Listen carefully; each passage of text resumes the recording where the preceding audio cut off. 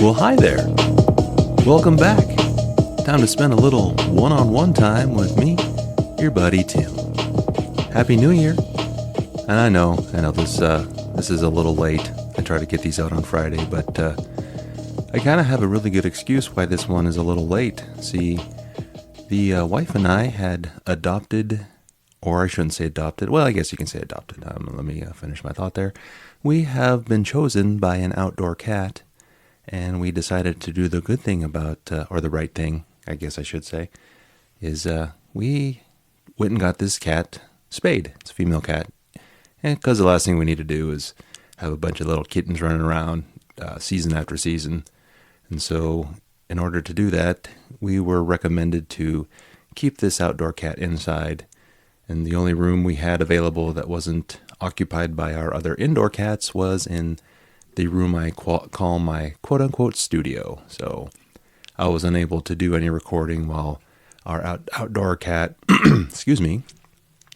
while our outdoor cat Penelope was recovering from her hysterectomy surgery. So she's been back outside. I got the room all cleaned up and thought I'd come on here and, just say, hey, I know it's been a while. Happy New Year, 2026.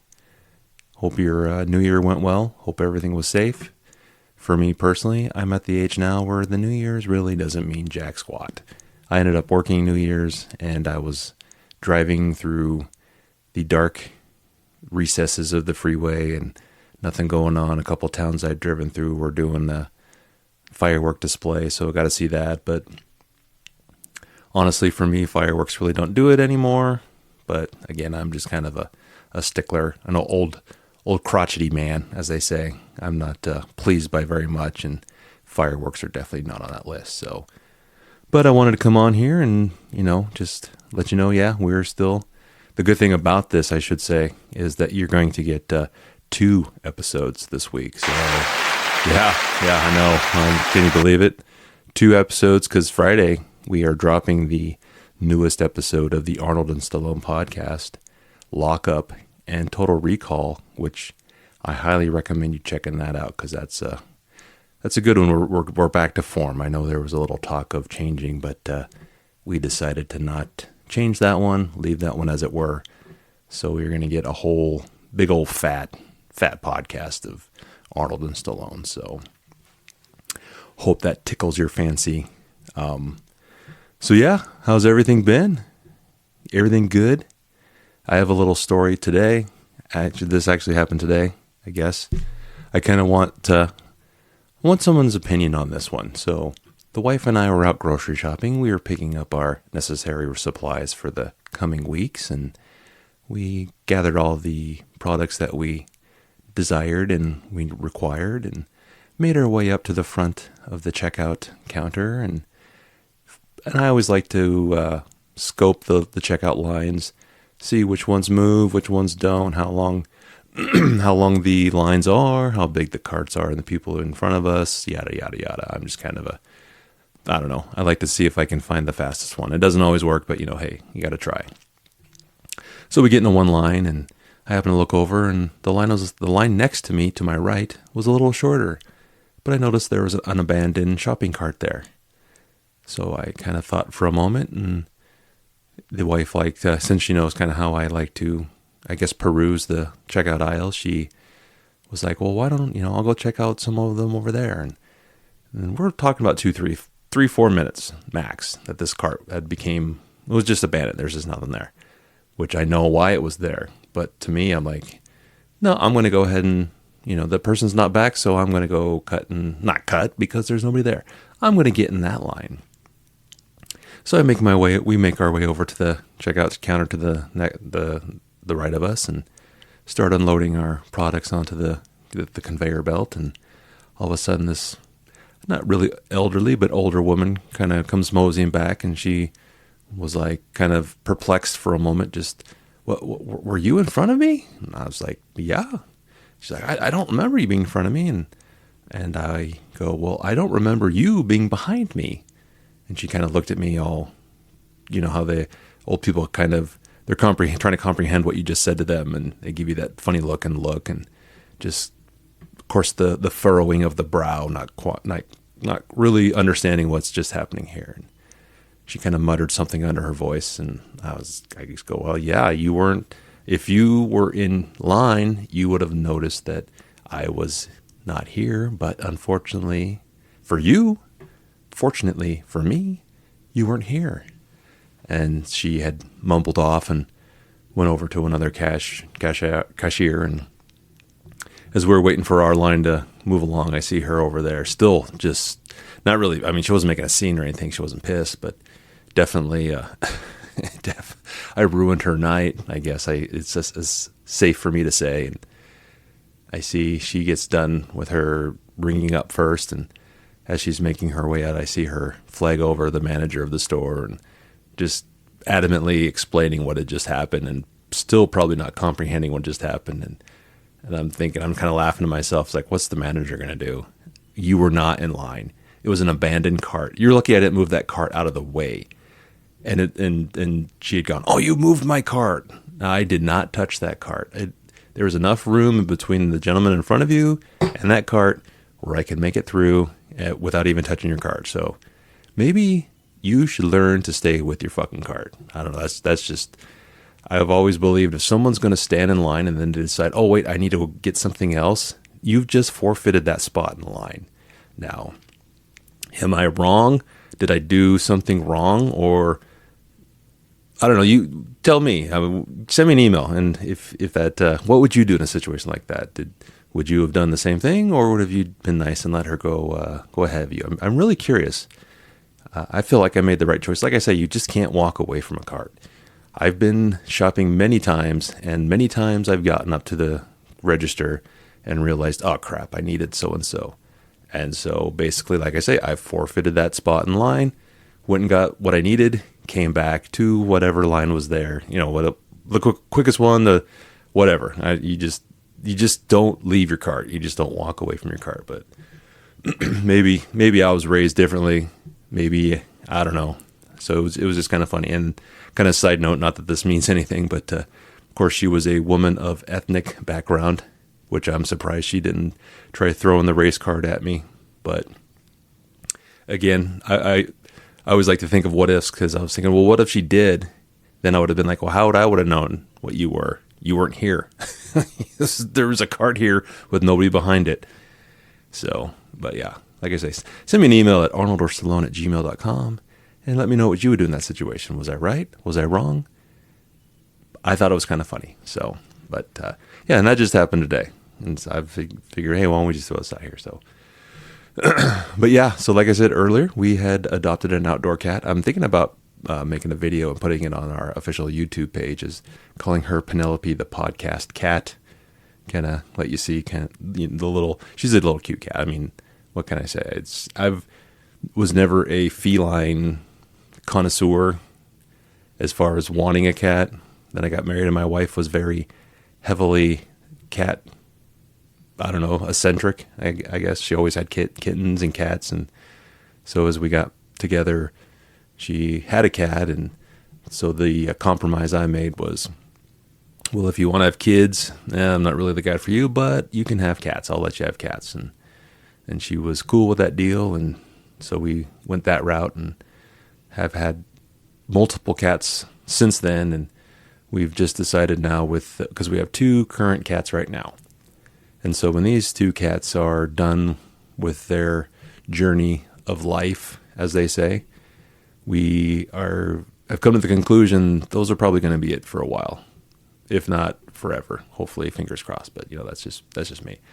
But she's decided that she kind of wants a break from pets, because the hardest part about a pet, if you've ever owned a pet, you would understand, is when the pet becomes ill or gets to the end of their life. It's always tough to have to say goodbye to your friend and your pet, or in some instances, it could be your confidant, your right-hand man, so to speak. If you're, I'm thinking more of a dog, being always, taking your dog with you or wherever. And so, but to get back, so we've decided that these 2 cats we have will be kind of because we want to travel, and it's always hard to travel when you have pets, and paying someone to come take care of them, or something may happen, or just the stress of that. And so when this new one showed up, she'd been in our yard for 3-4 months. Kind of noticed her in the summer. Kind of feral, not really, but very skittish. So I started feeding her, and I only feed her. I don't feed the neighborhood. I'm not one of those morons who just leaves out a bowl and, okay, hope this works. And then all of a sudden you got 20 fucking cats running all over the place. No, I take the bowl out, feed her, bring the bowl back in.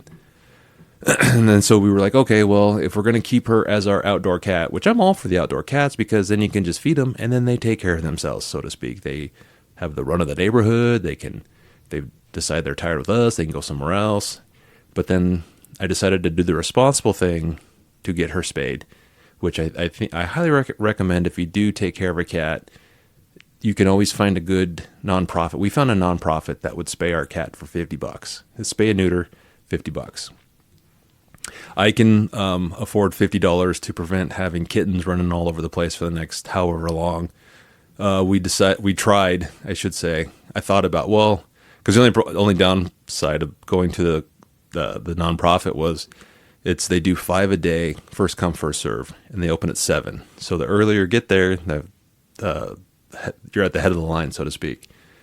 And so I had to get there at like 6:30, which I'm a night person. I work nights, and so I made it there, got it done, and I was just like, fuck this. But so I thought, well, maybe I can circumnavigate this. Let's see what the vet has to offer as far as the spade package goes. And so we had made an appointment to take her in and make sure, because of course the vet has to make sure she's healthy enough to do an operation like that, and take her in, and vet takes a look at her, and okay, yeah, we could do this, and let me go tally up what the operational cost. And I should have known right when that word tally was introduced in the conversation that this may not be good.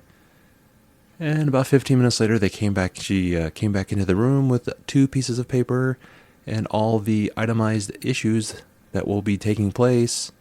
And this surgery came out to $565. I sat there momentarily shocked. I think maybe my body had frozen from the initial shock of this price tag I'm staring at for an outdoor cat that's not really even mine. And of course, I was thinking it's kind of like buying a car. They always threw on this, oh, do you want to get her chipped? No. Do you want this? No. How about this? No. I want you to take out the organs that produce kittens. That's it. And so she's like, okay, well, we can make an appointment. And I was thinking, okay, yeah, let's do that. Again, not realizing. And then I thought, because it was on a Friday and I had all weekend, and I'm like, you know what? I'll get my ass up at 6 o'clock in the morning and I'll get this cat down to the nonprofit, and we'll get this done for $50, and I'll save myself $510. And I did that route. I'm glad I did, because I don't know about you, but I don't have $565 laying around to get a outdoor cat fixed. But that's just me. So enough of the whole cat talk. But that's kind of why, again, to wrap it all up, that's why we're a little late on this one. So yeah. What else is going on? Yeah. Good to hear. Like I say, I hope everything went smashingly. I hope 2026, if you've had a pretty down or horrible 2025, I hope 2026 is a lot more positive for you. For me personally, I've got my first concert all ready to go. March 14th, I'm going to be heading down to Portland, Oregon. I want to watch Testament with Overkill and Destruction rock out the Roseland Theater in Portland, Oregon. And I am excited. I saw Testament for the first time in 2022 in Seattle with Exodus and Death Angel. If you've listened or you follow me, you know that Testament's one of my favorite bands. I did a Testament album review on the last one-on-one with Tim of their latest album, Parabellum. If you're interested, go check that out. But they had posted an Instagram post of announcing their 2026 spring tour. Okay, yeah, that was crazy. My recorder just decided to die. I thought I'd be sly and use some old batteries I had, and nope, it didn't. It didn't last very long, so it just we're done. So I guess we'll plug it back into good old-fashioned electricity. So hey, we're fine without a net here, people. I got no notes. I'm just sitting here talking for hopefully up to 30 minutes to maybe entertain you. If not, I tried. But yeah, so back to Testament. I saw them in 2022 in Seattle with Exodus and Death Angel. And again, as you may have heard, Testament's one of my favorite bands. Anything Testament puts out, I will buy.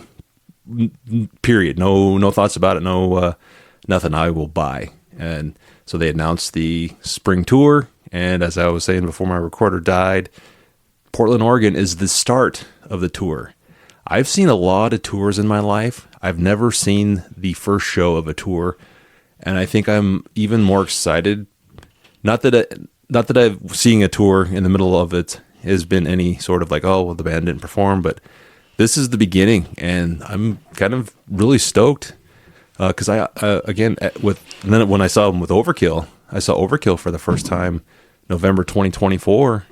Again, that's probably the second band that I would buy their albums, no questions asked. I don't even, it could be a pile of shit and I'd still buy it.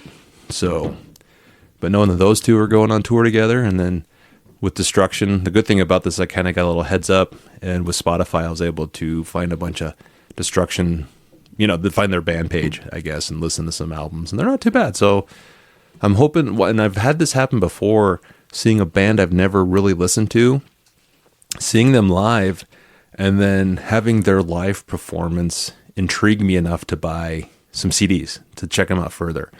And so this way I'm kind of doing it I'll listen to them, and then if I see them live, and I still buy CDs. I'm old school that way.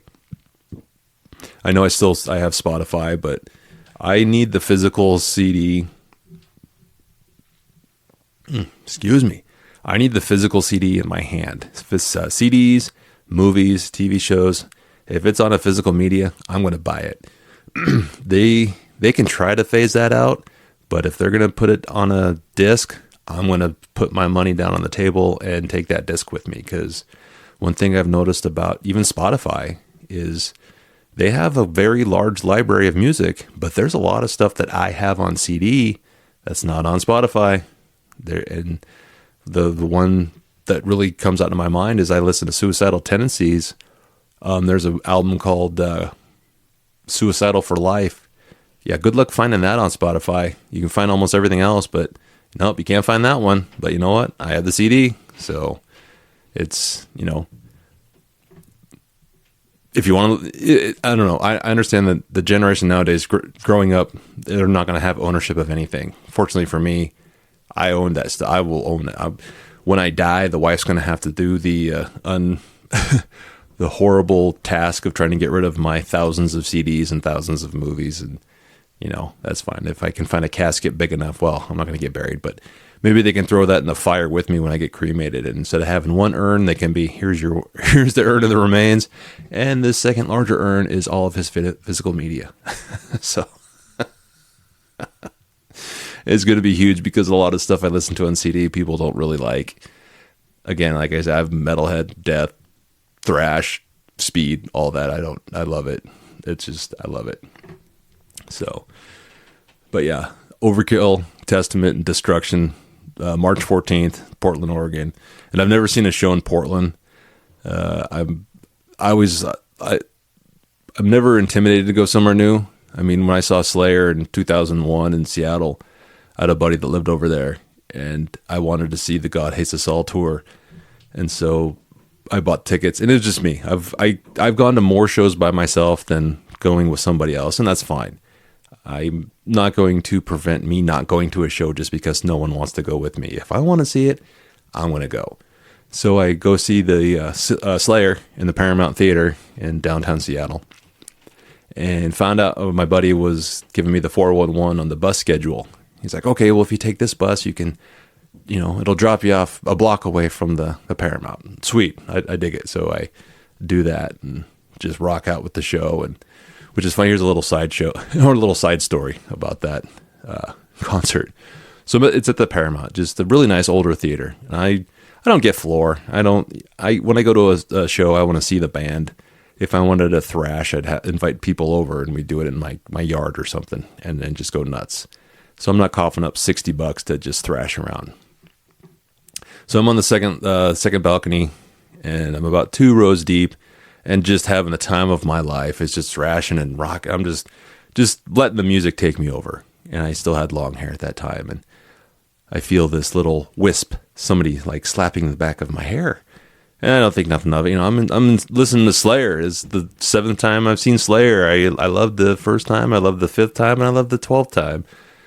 And I feel it again, little pat of my hair, and I was, what the hell? And turn around, there's this little blonde girl wearing just this tiniest little jean skirt and just her tits hanging out, and she leans in and whispers into my ear, and she's like, "Do you want to go rock out with your cock out?" And I was just like,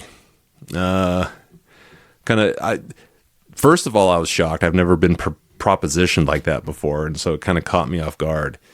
And then second of all, I'm thinking, this is fucking Slayer. And I said that to her. I was like, this is fucking Slayer. And she looked at me like, okay, this guy's a fucking whatever. It's fucking Slayer. Yeah, sure. I mean, that'd be nice, but I don't know. I'm not the kind of guy who's just going to go wander off with some strange fucking tale and God knows what. I don't want to get herpes. So no, I'm good. Yeah, just go fuck off. And I see her walk away and go down a couple aisles and then do kind of the same thing to a guy in front of me, and boom, they go walking off together, and kind of made me laugh. And I've told that story many, many times. And one time I told that story, and the group I was with, one of the guys was like, "No, there's no way you would have gone with her." And I'm like, "No, dude, first of all, I'm not like that. I don't, for me, I don't just go around fucking strange chicks. That's not me. Hey, if that's what you like to do, hey, go, more power to you. Like I say, gonorrhea just does not sound fun to me." And second of all, I told him, it's like, if I was making, or no, he goes, "You're making that up. That never happened." And my second rebuttal was, if I was making that up, I would have made it a little more juicier than actual what really did happen. I'm not here to try to impress you. If you don't, if you think I'm full of shit, so what? Who fucking cares? You weren't there. You don't fucking know. So, but I always remember that show in 2001, and I guess to go back around. So then the show ends. I'm thinking, okay, now I know how to get here on the bus. How do I get back to my buddy's house from the bus? Which I had no idea. And so I decided, you know what, fuck it. I'm just going to walk. So I'm walking from downtown Seattle up to the Queen Anne neighborhood, which, if any of you know the area, I don't remember exactly how long it took. It didn't take forever. It took a while. But yeah, so I made that walk up to Queen Anne Hill, and that was my Slayer story, or one of my Slayer stories. That's my Seattle. Well, yeah, it's one of my Seattle Slayer stories. I've seen Slayer in Seattle 3 times. That was the middle one of the threefer. But yeah, so anyway, Testament, Overkill, March 24th, March 14th. I know that was wrong the second I said that. March 14th, which is a Saturday. So we're going to spend the weekend in Portland. Hope it doesn't smell too strongly of urine. But I guess beggars can't be choosers, right? So, all right, what else is going on? Not too much for me. I wanted to do a little bit on the movie I wanted to talk about today, but with recent, I guess, deaths of the director, I'm going to go ahead and save that bit I was going to do with this one and do it on another movie. But I did want to talk about 1983's The Man with Two Brains. I think if you've never seen that movie, it's on Tubi right now. I would highly recommend checking it out. This movie has starring Steve Martin and a very young and luscious-looking Kathleen Turner. Fuck, I just cannot read today. Kathleen Turner, which, if any of you are Friends fans from the 90s, she played Chandler's dad. This movie was directed by Carl Reiner. So, was it Carl? Okay, so I guess that's how unprepared I am. I thought this was a Rob Reiner movie. So I could have done the bit, but I'm not prepared for the bit. But we'll still talk about the movie. This is one of the first movies I remember seeing as a kid. Well, let me take that back. So as a kid, we did video store rentals. My dad was a big advocate of borrowing movies from the public library, which we got some really good movies. And this is one of those movies that we got from the public library. And this movie, I remember it burned into my brain for 2 instances, was the fact that there was a lot of boobies in this movie. And I probably saw this movie in 1985, and so I'm still kind of a young, impressionable lad and seeing boobies.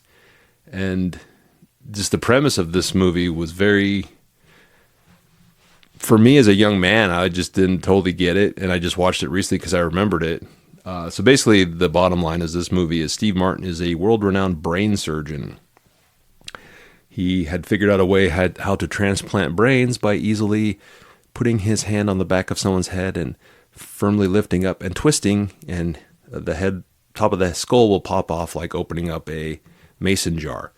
And so he's doing this, and then we cut to Kathleen Turner, who plays kind of the damsel or the Black Widow, I guess that would probably be a better description, where she'd married a rich man and made his life hell, and then he ended up dying or wanting a divorce or something. I forget. It's been a while since I've seen it, even this last time, so bear with me. She tries to marry a rich man and get their inheritances, so she can just continue to feast off the older rich man. And she was having a argument with one of her current husbands, and he kicks her out, and she's running away. Well, Steve Martin ends up hitting her with his car, falls in love with her, and his name is Professor Har. That's how they say it, the Har.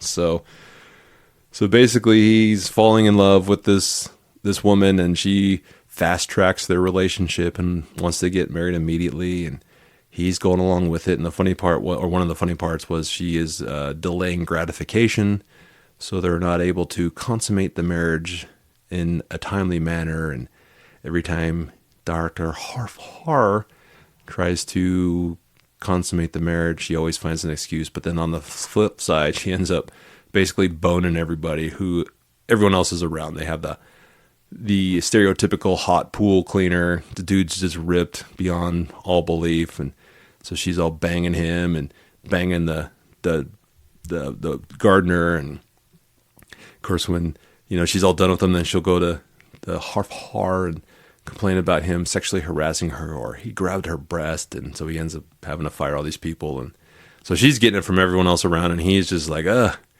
And so he goes to England for like a brain convention or something, or a conference, and ends up meeting a brain surgeon over there that's actually trying to reanimate. Like, he's keeping brains alive in a jar. And so he's trying to, like, kind of a Frankenstein type thing, where he takes this brain out and then he'll implant it in someone else's head. And so Steve Martin ends up falling in love with this one brain, and they get this weird little relationship going on. And so he's all trying to convince his wife that, yeah, no, there's nothing going on. And the wife finds out that he's got this brain in this big old glass jar. And it's it's funny. I mean, there's a lot of slapstick in it too. It's definitely when it says dark comedy, for me, I know sometimes when it says dark comedy, there's a lot more dark and a lot less comedy. This one's, kind of the other way, where there's a lot of comedy, and then it's still kind of, just the idea of falling in love with a brain in a jar. Okay, it's the 80s. That's another thing I loved about the 80s. If it's funny, we'll make it. It doesn't really have to make complete sense. And so he's looking for before I get there. So then while all this is going on, I should say, there's a serial killer that's going around injecting people and slowly killing them. And Steve Martin had realized, well, if he can find a fresh corpse, then he can insert the brain of his or of his girlfriend, I guess, his girlfriend brain into the body of a freshly deceased person. So the whole time he's trying to find a fresh corpse, as they say. And he going around looking for prostitutes and finds one. He's like, of course he's like at his wit's end. He's let me see what you got. And she opens up her trench coat and just, topless, wearing little panties. And, as a kid, you're just like, oh, all right. Oh yeah. Okay. And then of course, when she starts talking, she's got so anyway, I don't know, just this annoying voice. And he's kind of like, oh God, you look like $1 million, but you sound like fucking death. And so he's trying to compliment, think, oh, should I do this? And finally decides that no, he's not going to do that. And as luck would have it, his current wife realizes what he's trying to do, and she's all pissed, and she ends up in the elevator with the murderer. And well, the murderer turns out to be Merv Griffith, which, if you don't know who Merv Griffith is, you're probably, I get it, you're younger. But Merv Griffith was kind of the talk show variety host guy. He had a bunch of shows, or a show on TV, and he turned out to be the killer. And Steve Martin's able to successfully transplant his the brain he loves into the body of his horrible wife, and then he ends up getting like run over or something himself, and is in the hospital for a while, and wakes up and he sees his wife, the body of his old wife with the brain of his girlfriend in it, and he's like, oh, but then he didn't. He sees her, and she's probably like 50 pounds heavier, and she goes on saying, well, I should have. I neglected to tell you that I'm a compulsive eater, and he's just kind of like, yeah, whatever. And the movie ends with him trying to carry her over the threshold, and with it Steve Martin. I mean, if you've seen comedy Steve Martin, he's got kind of that comedy walk type thing going on. So he's trying to carry her across the threshold, and that's pretty much Man with Two Brains. Like I say, I thought this was a Rob Reiner movie, but again, I'm not prepared. I just finished cleaning this room, so this is raw. I know they're all kind of raw, but this one's rawer than raw. So, but yeah, so that's the movie portion of that one. I don't think I'll keep you too much longer. With this being a one-on-one with Tim, I know I did it on the last one. I think I'll do it on this one. Is I wanted to give you a Tales from the Road. This is Tim's Tales from the Road. If you didn't check out the last one-on-one with Tim we did, or I did, there's a little segment where I am going to tell you stories from things that I've seen as a truck driver, a regional truck driver. If I was long haul, I'd probably have a lot more juicier stories. Of course, I got quite a few myself, or for just being regional. And so I wanted to share one of those with each one of the one-on-ones I'm doing. This one I'm going to tell you, I remember this was, again, not from the current job I'm doing, from the one I did before, my first CDL job.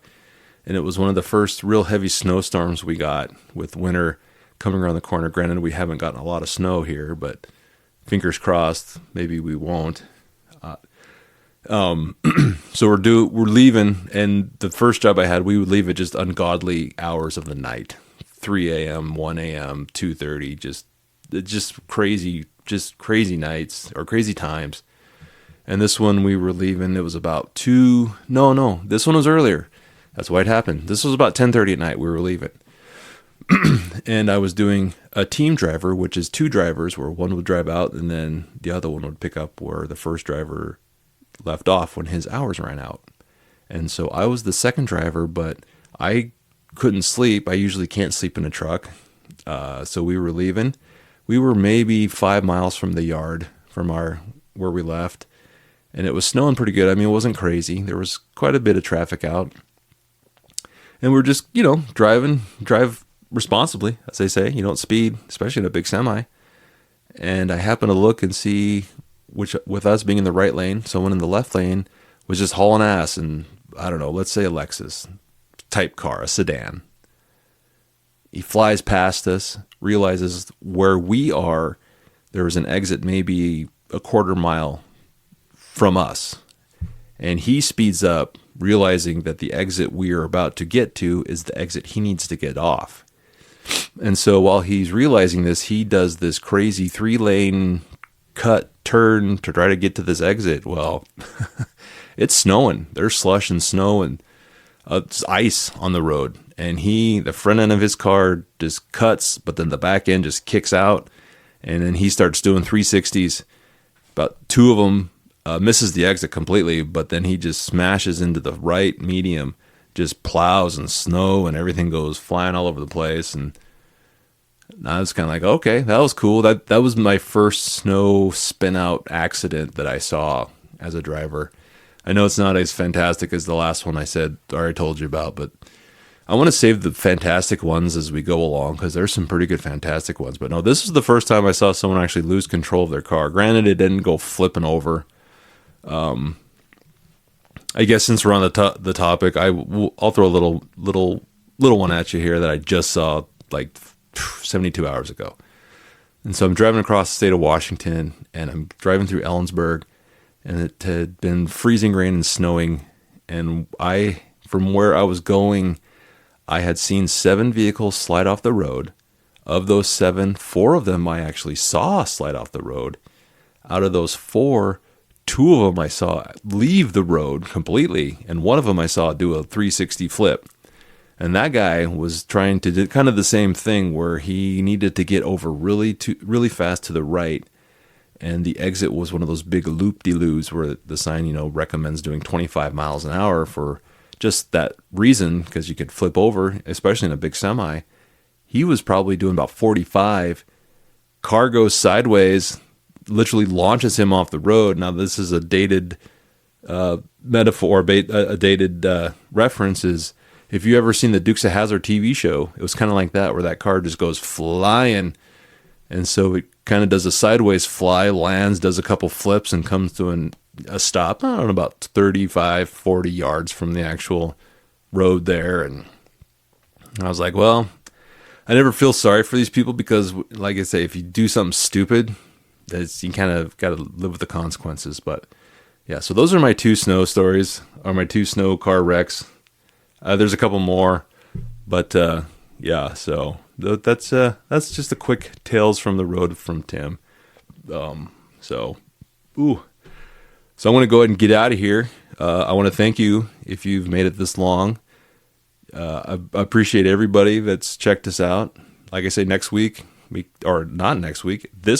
Friday, we got the episode of the Arnold or Stallone podcast coming out. So if you're interested in continuing or listening to our continued talks about Arnold and Stallone movies, this one's a good one. I want to go in a little more in depth, but I don't want to spoil anything. So you're just going to have to check that out for yourself this Friday. It usually drops about 4 o'clock in the morning, so it should be ready for you when you get up. But again, thank you so much. Happy New Year's. You can always email me at arnoldorstallone@gmail.com. You can check us out on the internet at the arnoldorstallonepodcast.com. Did I did that again? So the arnoldorstallone@gmail.com. Okay, I don't know. My brain's kind of fried right now. So like I say, I'll put all the socials up in the description. Check us out on YouTube too. We'll put up the Penelope, the podcast cat up there. So if you're curious as to why this one was out a couple days later, that little cute fluffy face is the reason why. So until Friday, hope everything goes safe. And again, Happy New Year. Hope 2026 kicks ass for you. So I'll talk to you then.